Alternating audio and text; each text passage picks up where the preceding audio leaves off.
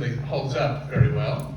I want to hear a little bit more about the inception of it. So could you tell us a little bit about the production company that you guys had, before you made this film, brought this film to Martin Scorsese? You did Chilly Scenes of Winter, which is a great movie with Joan Nicholas Silver and John Sayles, Baby It's You. So you have a pretty good track record already. So could you talk a bit about what you guys were trying to do and how this came into your hands?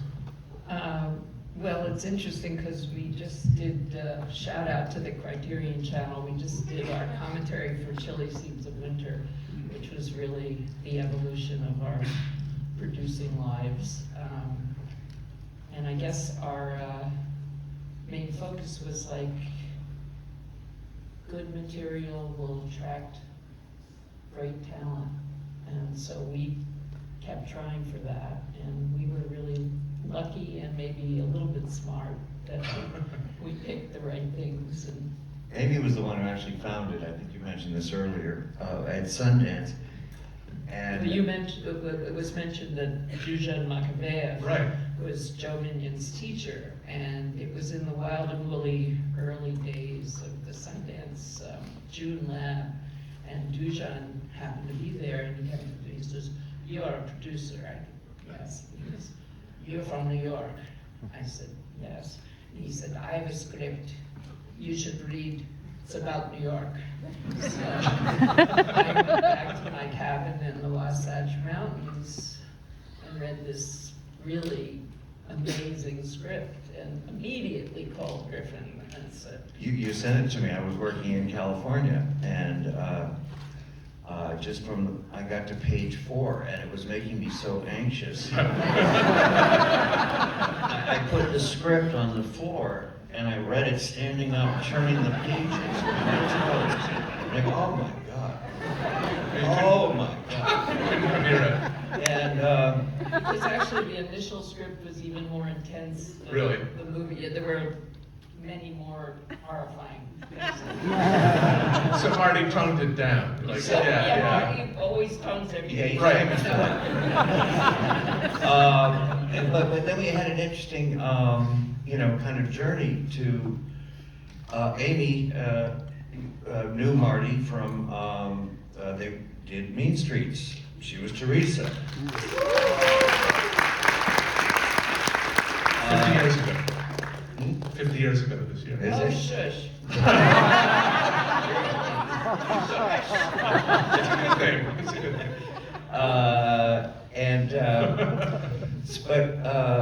So he was.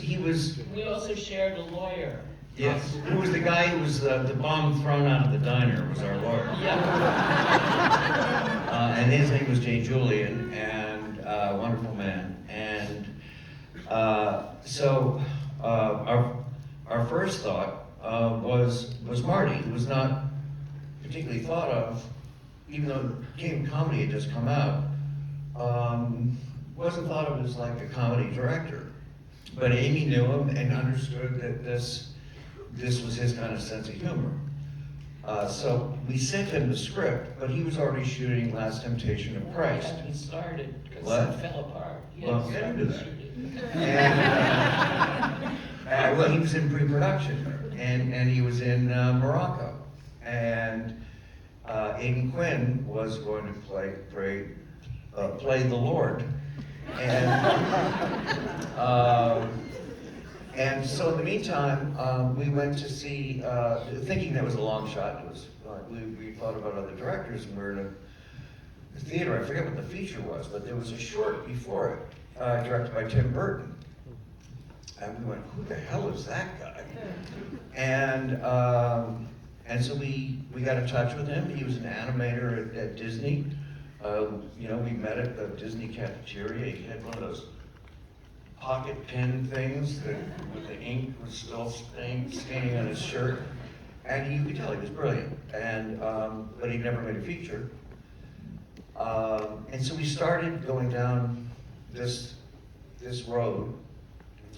Terry Garr was a great friend of ours, was the first person to come to mind for June. And John Hurd had just started Chilly Season. And John Hurd we knew from Chilly Season. Roseanne Arquette had just started Baby It's You. Yeah, so we were half cast. And Last Temptation, they pull the plug before they start shooting. On the plane back from Casablanca, it's on the top of his stack, and he reads it and checks in with us and says, hey, what's going on with that script? No, it's not like we got rid of Tim Burton. Well, I'm getting to that too. But it'll show you what kind of person Tim is. And what kind of people we are. Yeah. So he said, we're meeting with Tim, and Jim, by the way, made these little models. It would have been an entirely different movie, you can't imagine. But he was, and we said, oh, Tim, craziest thing happened. Martin Scorsese, who we gave the script to, going, anyway, his film fell apart, and he called, he just checked in and asked about it or something.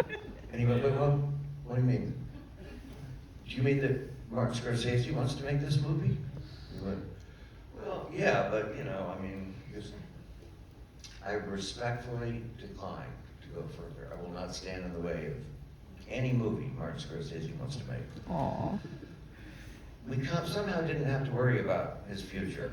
But it's very... I must say, he was very honorable, but we had been trooping around Hollywood trying to find the money with a director who had never made a feature and he hadn't even made Frankenweenie yet. He'd only made this Vincent with line drawing.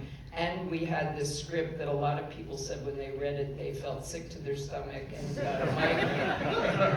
And so it was difficult to find the funds, as well as Tim being incredibly honorable. And he made Pee-wee's Big Adventure at Yes. the so he did okay. So he did fine. It was all just fine. What was this? Talk a bit more about what this was for Scorsese at the time, because this is it's really a low-budget film compared to what he was doing. And where was he at in his career? The King of Comedy, which I think now everybody thinks of as one of his great films, was not a box office success, to say the least. It was not a box office success, and of course is now a classic, as what happens with so many movies. So I guess he was in a bit of director jail in that the movie cost a lot of money, King of Comedy didn't make a lot of money. So he really, I think one of the things besides loving the script was he could prove that he could make a picture for a price. And also his passion project had just fallen apart, and I think Marty, being the kind of survivor that he is, realized that if he went back to his roots and worked lower budget, and we were able also to suggest certain people like Michael Ballhaus, who added so much to this movie. Who shot Baby It's You. Shot Baby It's You, and Marty was also interested in Ballhaus for Last Temptation. So we could bring to the table, our lower budget sensibility, which he hadn't been doing, and I think it really both cheered him up and energized him. I mean, a lot of the people came, at that time, there was a union called NABIT, which was designed for for union members to be working in this kind of area of finance, this kind of budget. And, but out of that, Michael Ballhaus, he took many people with him onto other movies, costume. Rita Ryan, this was her first film as a costume designer. Yes, She's one of the greats. She had worked in the theater, and she had never designed a movie before. Yeah. But Marty, he was interested. It was like, okay, I can go back to my roots. And Jeffrey Townsend, who did the production design work with us on Baby It's You, also. And he also was interested in, as Griffin mentioned, Terry, who was a friend, John, who we had worked with before, Bob Plunkett, who plays the young man on the street who takes Griffin in as my oldest friend. So what about, I have to ask about Catherine O'Hara, because she had never done a film. Well, Marty loved Catherine O'Hara, and her name came up, and she is hilarious and always brilliant. Yeah. I mean, she was known from, Second City, or, Yeah. was it Second City? Yeah.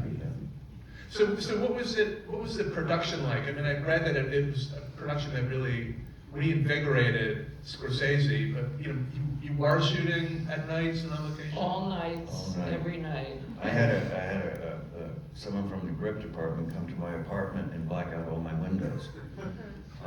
Because, I'd get into my apartment and the sun was just be coming up. And I'd sleep all day and then walk to set, and we went on like that for weeks. And it also just added to, I think, the atmosphere of the movie, which is that we were shooting at the time that the movie was taking place every single night in Soho, which, as all of you can see, was very different. It's almost amazing to look at it. Yeah, still, I mean, you could lie in the street for an hour. And and it was actually, Marty's a night owl, so he was, as the shooting went on and people were getting a bit tired, he was getting more energized. And apparently it's a very inventive production. There was so much sort of originality and fun. But one thing I wanted to ask you about was one of the key shots is when the key is thrown down. And I read that you basically risked your life at one point in the way it was filmed. She saved my life. Okay. My cousin was the key grip on the movie, Tony Dunne, very talented guy. And he designed a rig on bungee cords where the camera, seems crazy now to think this, but it would just drop out the window and then it would come to my face and then it would bounce back up. And it was with mountain climbing ropes, and they would be burning from the top of the building, but. And it would come within like this close to my face, this whole camera. And then I think one of the cords snapped and the camera went, and he went, enough of this, stop this, stop this. No. Can I tell? What really happened was we got the shot, and then I said, we can't do that again. And when we went to Daly's, Marty said it's no good. And it was a big lesson for me as a producer, actually, because I kind of was like, well, we don't have the money and we can't do this, we can't do that. And we had a third partner on this movie, the late Bob Colesbury, and Bob went into the budget and he found a little bit of money, and we got a crane, which we didn't think we could afford, and then we did that incredible shot very easily. One take. And Griffin isn't dead. One of the conversations that we did have, Amy left me, when we were shooting, I was just the actor. And we were pretty much on schedule, and Amy came up to me once and said, the only area we're going over with is the film stock. We're shooting way too much film. Do you think you should could you speak to Marty about that? You want me to ask Marty to shoot less film? Sure, I'll have that conversation. That was the end of that. So what was it like for you as an actor? The performance is so interesting, and then Mike Atkinson said beforehand that it's a character who is basically passive and responding to things. What was it like? I mean, so much of the film is in your reactions. It was where I didn't know, I'd never classified myself as one kind of actor or the other, but I did realize I'm actually, one of the things I can do is be a reactive actor, and listen and let things play. And a lot of weird shit has happened in my life before I made this movie that kind of built. It was really familiar to me. And, you know, situations that you get into, and how did I get here, and oh fuck, how am I gonna, what the hell happened, and so, so I understood the anxiety and the level of, you know, playing something deadly serious that's so important to the main character, it's life-threatening, how you play that seriousness and still can get laughs. You can't think once about anything you're doing is funny. But, you know, we knew we were making a comedy and I was a comedic actor. Yeah. But it is funny because the film is always described as surreal and Kafkaesque. But I think any New Yorker watching it feels like, yeah, this is very relatable. Especially the Mr. Softy truck that drives everybody crazy. One of the things watching it, I haven't seen it on the big screen in a long time, was all of those iconic New York things. And even though New York has changed a lot, you can still have many misadventures here. Yeah. All you have to do is lose your phone. Right. Yeah, how is the film? I said that it really is held up, and the film really has taken on this life as being a kind of definitive New York film at this moment. So what has it been like for you, just seeing the life of this film? Well, when it came out, unfortunately, the reviewer for the New York Times didn't like it. And that was a big disappointment. You know, we had high hopes, and we'd had a lot of previews, and people were screaming and laughing. And We also loved Pauline Kael as a reviewer and respected her so much, and she called me a second-rate Dudley Moore. you always remember your bad Well, I'm reviews. never gonna let that happen. Let it go. But the movies have a life of its own, and it went to Cannes, and Marty and I did not go for some bizarre reason. And Gaddafi. they were going to bomb Cannes, and I was scared and he was scared, which was ridiculous. But Griffin and Bob Colesbury went, and Marty won Best Director at the Cannes Film Festival, and I don't think he's ever won that award since or before. So. You know, when I arrived in Cannes, it had already been reported how many people were not going, movie stars were not going, and Sylvester Stallone and Arnold Schwarzenegger, and all of them were terrified of being blown up by Gaddafi. So the headlines of the paper when I arrived was a picture of me, and it said, "The bravest American."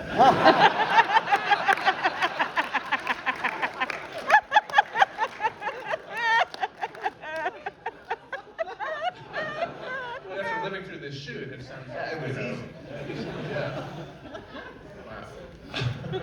So, I do want to ask what you felt ultimately that Scorsese brought to the script that might have been a surprise or different than when you had read it.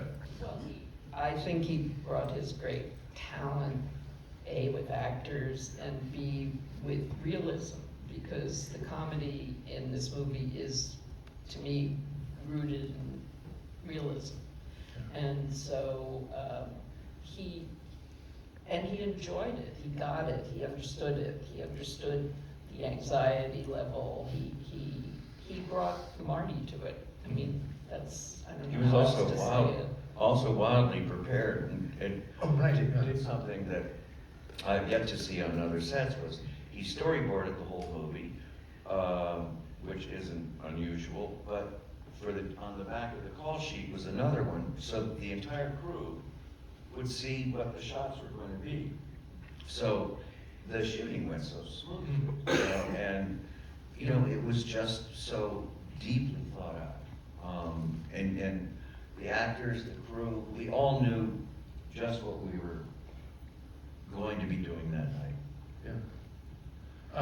I do want to open it up for some questions. So if we can bring up the house lights and take some audience questions.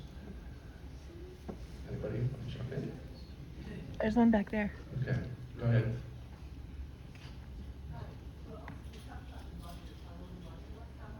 Oh, the question is how much was the budget? It was 4, Yeah.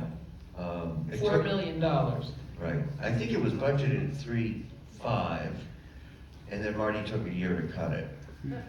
Really? Yeah. Yeah. It was the Geffen Company, which David Geffen had a film company for a while through Warner Brothers, and they really took a risk. There were a lot of other places that turned it down, and frankly didn't want to make a movie like this with Marty because they figured it would go 4 or 5 times over budget because of where he was coming from at that moment in time. Oh, So interesting. the Geffen Company took the chance, but there was a bond company bonding it, and I remember them coming into the production office before we started, and you know, the bond companies always get tough at the beginning. You know, if you start going over budget, we're just gonna come and rip pages out of the script. That's what we do, we rip the pages out of the script. Didn't happen. Okay. So it wasn't hard, were there pressures or things you had to do to keep that budget down? Yeah, I mean, there are always pressures. Yeah. Making movies is not easy, and but we, as Griffin said, everybody was on the same wavelength, and the crew was a crew that had been used to making lower budget movies, and Michael Ballhaus came out of a European tradition, and he operated his own camera, and we had camera operators sometimes, but you know, we had the right people to make it happen. Ballhaus had shot like almost 24 films for Fassbinder, so that's That's a right. lot, yeah. That's right. But, and were you the first to bring him to the US for Baby It's You? He had done a little movie that Joe Pesci was in, that they shot in Jersey that we saw before Baby It's You, and I'm not remembering the name of it. And that's where we saw him with John Sayles, and then he did Baby It's You. And when Michael read the script, oh no, I'm getting the wrong movies, never mind. Right over here. Do Cheech and Chong audition, or how does that? Oh, you have Cheech and Chong cast in. You didn't make them audition. That was Marty's idea. He said, I want Cheech and Chong, and he Well, actually, he would say, yeah, I want these people should be like Cheech and Chong. Yeah, be like, and they went, why don't we just get Cheech and Chong? Okay, down here. Yeah, I had read recently that there was some debate on exactly how to end it, but that it was Michael Debate over the Powell, ending. I believe, who said, no, he's got to end that back at work. And, I mean, that's so perfect. Now, I mean, you call So, anything- yeah, so could you talk about the ending? I did read that there was a very strange ending originally. Yeah, well, Michael Powell was married to Thelma Schumacher. And first about him, he came to the set all the time. The most nappily dressed man, just the most wonderful gentleman. And he would always call me a young boy. Yeah, young boy, tell me this. And there were several different endings. I would say the weirdest one, which was on a script, not shot, is at the end of the movie where she says, June says, I know where to hide you. I can hide you. Go in here. Oh, oh.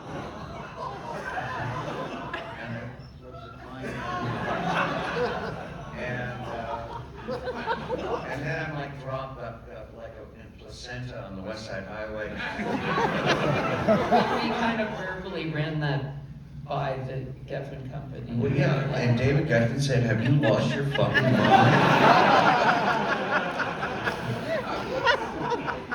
But you know, Marty showed it to De Palma and Spielberg and all of his peers, trying to come up with the right ending.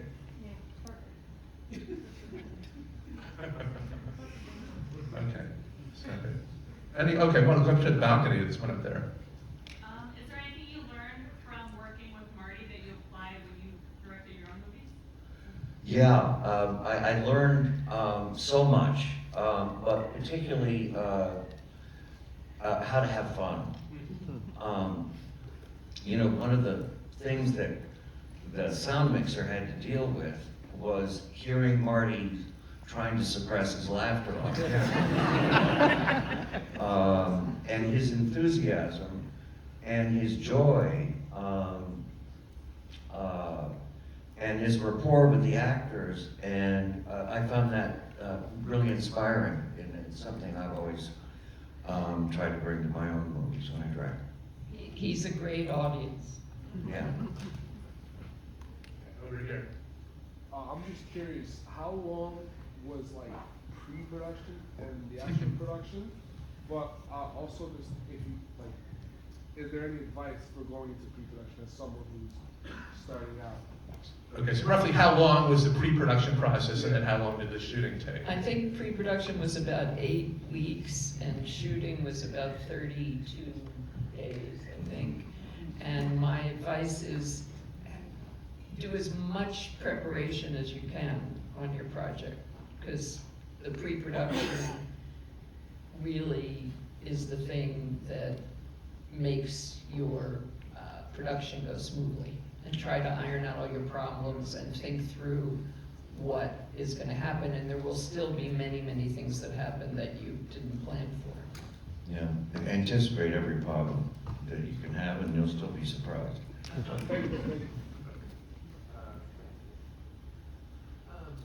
How come you guys didn't work with Mr. Scorsese again? Or did you try to and it just didn't work out? We never had a project either together or separately that seemed right for him, so. He produced a movie that I was in called Search and Destroy, which is based on a play on Broadway that I played.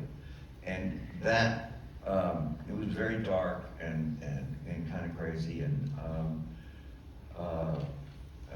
we had dinner about a year or so before it was made, and I gave him this play, and I said, you're gonna love this play. And he said, this should be a movie.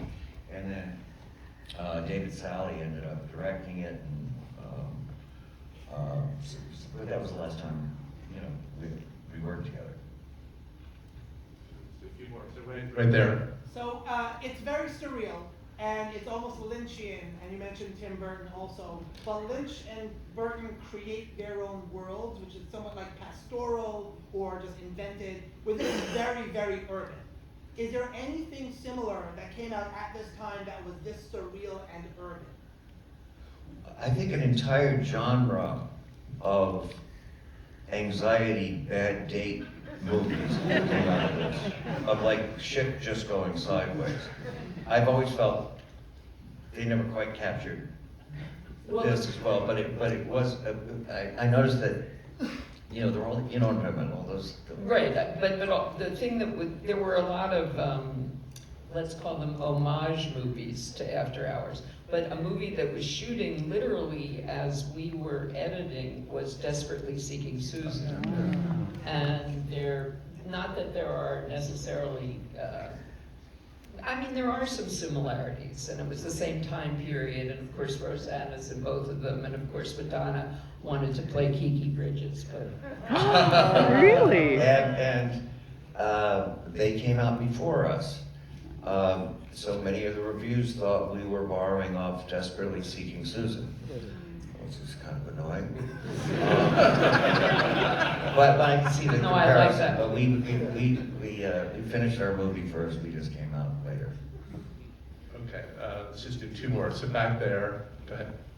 What do we have to do to get a Criterion edition of this movie? Oh, what do we need to do to get a Criterion edition? It's coming. It's the most asked question I get. And it But really is finally happening. But order up Chili Scenes of Winter, which is coming out this month. Great film. Okay, last question down here. The long editing process, was anything left out that you wish could have made it in the final cut? So in their editing process, was anything left out that you could have made? No, I don't think so. There were many longer versions of the movie, and we actually previewed longer versions of the movie, and the audience came out sort of shell-shocked. and, you know, it was hard for Marty, I think, more than for us to cut certain things down. Like in the scene where Griffin does his big monologue with the young man at the end, he, the young man, has a big, long monologue as well. And Marty always loved it, you know, and he kept it in for the longest time. And, but I think it, you know, Thelma's a brilliant editor. And it's so crisp. And it has, there has to be the right balance. If you push too much anxiety, then people can't take it. And, you know, you have to kind of, you know, it would just keep the rhythm going, but then it would be broken up with something absurd that would release the tension a little bit before it went climbing back up. And that's like science, you know. I remember the movie used to end in previews with me in the back of the van, and it just takes away, and I never get out of the van. And it drove people crazy. And they just had no release. They couldn't, you know, what's happened to that boy? So you kind of find these things out. The screenings were really, you know, for friends and cards, and were very helpful. If you can find the DVD, there's a few deleted scenes, including a Catherine O'Hara's temper tantrum. That's great.